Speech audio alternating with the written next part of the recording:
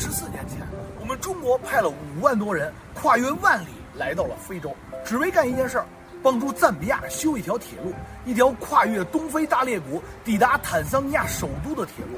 但是这一修就是5年，很多我们的同胞再也没能回到我们的祖国。大家好，我是耀阳，我是纳兰。我们现在正在开着中国汽车穿越非洲，这里是赞比亚的首都卢萨卡。今天我们就想一起去看一看这些像我们一样不远万里来到非洲但却没能回家的同胞们。这位啊是陕西面馆的老板杨总啊，人非常的好，除了面做的好以外，还非常的热心，帮助了我们。我们刚一到赞比亚啊，马上就帮助了我们很多。今天会跟我们一起去看一看我们这些烈士。我们先去给我们的同胞们买点花。好嘞，走吧，兄弟们啊，出发了。他这儿卖花的是一个岛。Hello, I'm great. How are you? Okay. Hello. Okay, your flower is great. 我们挑点花啊。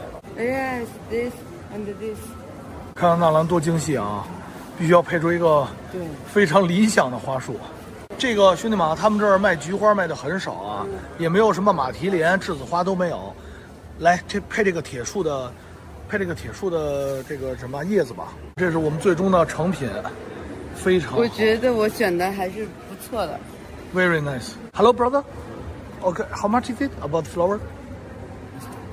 Oh, 600. Like this, 2 more. Totally 3. 兄弟们啊，有一点我特别不理解啊，花非常漂亮啊，但是你看弄花的这个大哥啊，哇，又高又壮，俩大老爷们儿啊，跟着鼓捣这花，还一脸认真的样子，哇塞，倍儿凶！兄弟们，你们觉得这个是不是画面有点割裂呀、兄弟们，花买完了，我们现在出发。你好，你好，你好，很荣幸啊！你好，你好，好，哎。打小就听说非洲的坦赞铁路是我们中国人修建的，但对于我这个年纪的人来说，根本没有太多感觉。直到我真正的站到了这里，这一次开着中国车穿越非洲，经历了太多过去无法想象的困难。之前也算是来过非洲旅游很多次了，但和这次的旅行相比，之前那些了解的根本就是九牛一毛。咱不说过去，就说现在，很多的非洲国家仍然处于非常落后的状态，有些地方甚至根本没有路，杂草丛生，食肉动物随意出入，各种疾病肆虐，无法想象50多年前我们的先烈是有着什么样的毅力才能修建成这样一条跨国铁路的。不过这一条铁路的成功挽救了当时赞比亚经济被限制的燃眉之急，但也让我们69位专家再也没能回到他们的故乡。兄弟们啊，这还有一个放映厅。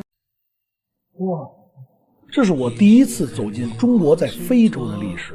1964年，赞比亚独立，当时海运出口还是赞比亚获得经济独立的主要途径，但赞比亚是内陆国家，根本没有出海口，最大优势的铜矿贸易大大受限，所以他相继求助了世界银行、美国和前苏联，但都被拒绝了。于是他再次求助独立后建交的第一个国家，我们中国。而我们国家在当时自己还有很多困难的情况下，毫不犹豫地派遣了5万人跨过太平洋、印度洋，不远万里地来到了非洲大陆，用坚强的意志对抗着无情的大自然，用血肉之躯搭起了一节节的铁轨，最终在1976年全线通车，被非洲人民亲切地称之为自由之路。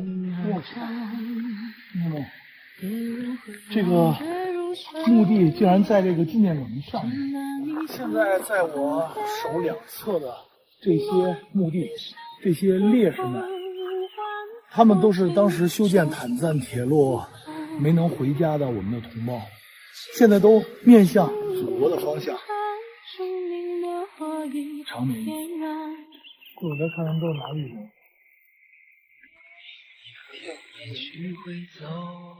河北人。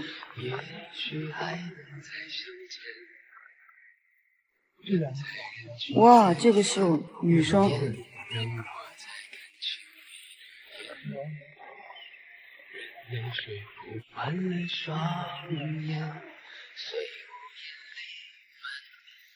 可能我们的到来对于他们来说并不能改变什么，但是我希望通过我们的记录，能够让更多的人记住他们，记住我们中国人的精神。